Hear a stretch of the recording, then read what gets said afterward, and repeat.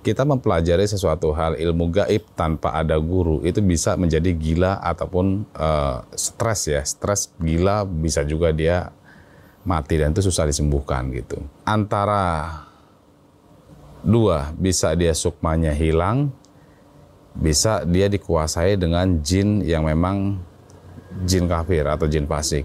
Baru kemarin saya di daerah Salatiga ngobati orang yang dia mempelajari kitab ya, salah satu kitab model-model kayak kitab mujarobat begitu tanpa guru, dan itu benar-benar stres dan gila.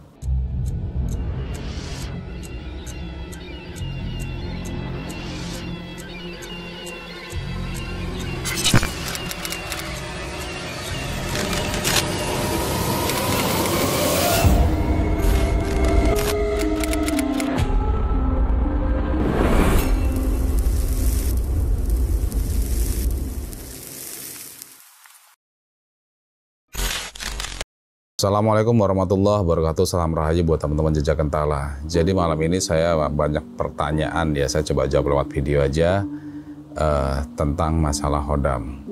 Jadi hodam ini apa sih hodam? Hodam ini salah satu hal gaib, tapi dengan cara mendapatkannya harus dengan lelaku. Dan hodam ini biasanya ikut dengan seseorang yang memang dia punya terah keturunan orang spiritual. Jadi gimana Ki? Oke Ki, jadi kan seperti yang kita tahu rata-rata kalau orang mau ngecek hodam itu kan kita harus datang secara langsung.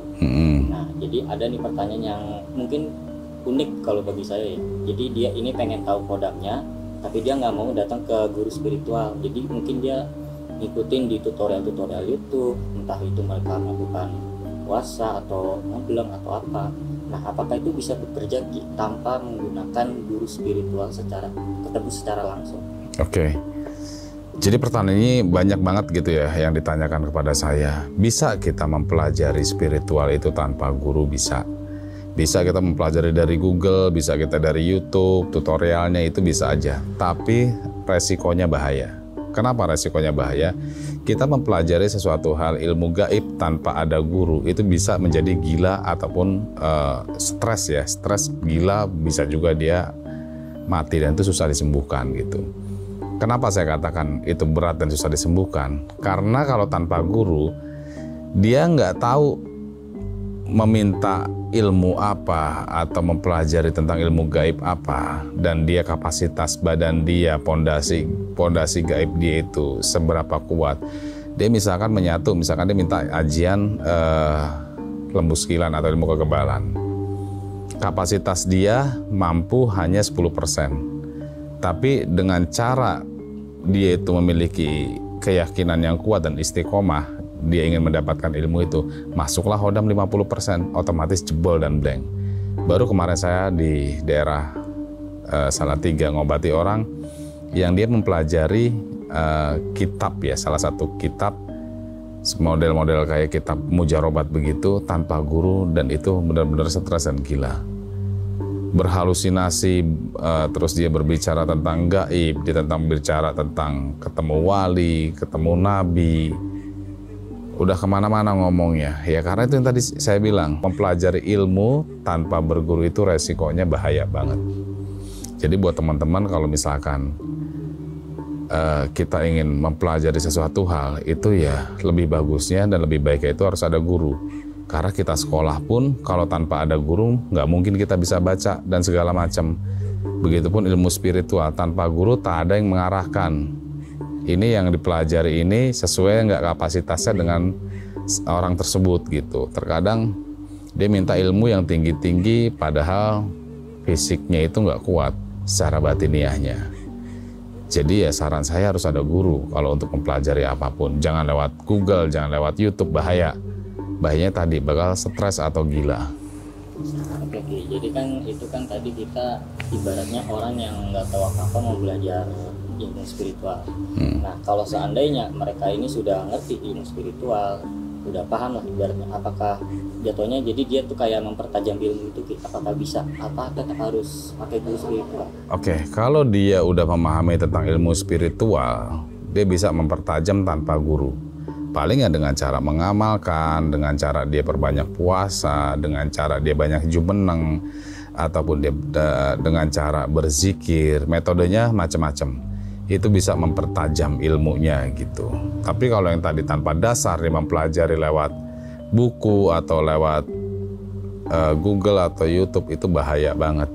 Banyak yang kejadian, bukan 1-2 orang, yang ratusan yang hampir gila kayak gitu dan sulit disembuhkan. Karena antara dua, bisa dia sukmanya hilang, bisa dia dikuasai dengan jin yang memang jin kafir atau jin fasik yang menyatu di badannya, dan itu susah banget. Dan itu misalkan untuk mengobati hal itu perlu waktu yang lumayan lama gitu, Ki.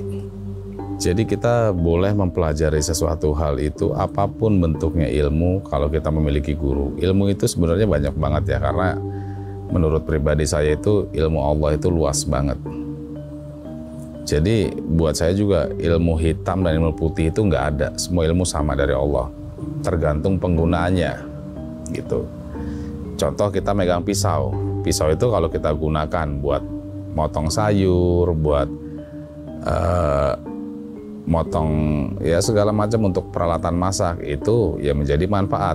Tapi kalau pisau itu untuk melukai atau menyakiti, membunuh orang, ya itu menjadi hal yang negatif gitu. Jadi semuanya tergantung penggunaannya gitu. Oke, jadi kalau misalkan seandainya orang ini sudah terlanjur ke mempelajari secara itu sendiri nih, jadi kira-kira langkah yang pertama harus ibaratnya kayak waspada lah gitu, supaya nggak terjadi hal-hal yang diinginkan tuh apa gitu, selain datang guru secara langsung? Ya sebenarnya sih kalau kita memang nggak ingin memiliki guru, ya nggak usah mempelajari ilmu spiritual. Cukup dekatkan diri kepada Allah aja, udah zikir. Ini ya. Tujuan orang hidup itu kan biasanya simpel-simpel aja. Ingin cari rezeki yang lebih, ingin mendapatkan jodoh, ingin bahagia lah intinya. Ya dekatkan diri kepada Allah aja, kalau saran saya. Terkecuali memang dia ingin memiliki sesuatu hal, ilmu-ilmu tentang spiritual atau supranatural. Dia ingin memiliki ilmu kegebalan atau ilmu penjagaan diri, ya itu harus pakai guru. Nggak mungkin, nggak bisa kalau nggak pakai guru, nggak bisa, bahaya. Karena kapasitas kita itu nggak ada yang mengukur gitu. Jadi gitu teman-teman, masukan dari saya sih, pelajari ilmu yang memang bermanfaat gitu. Kalau ilmu yang terkiranya nggak ada manfaat, nggak usah dipelajari. Karena kita ini sekarang di zaman yang sudah modern, bukan zaman dulu yang masih di zaman perang. Jadi kita cari ilmu itu yang keselamatan, sandang pangan, yang mudah semuanya, untuk mencari rezeki juga mudah semuanya. Ya intinya satu, dekatkan diri kepada Tuhan dan selalu berbuat kebaikan, selalu berpikiran positif, hilangkan negatif dan overthinking dalam diri kita. Oke guys, cukup sekian pembahasan tentang ilmu supranatural atau spiritual. Nanti kita sambung lagi di video-video lainnya. Assalamualaikum warahmatullahi wabarakatuh. Salam Rahayu.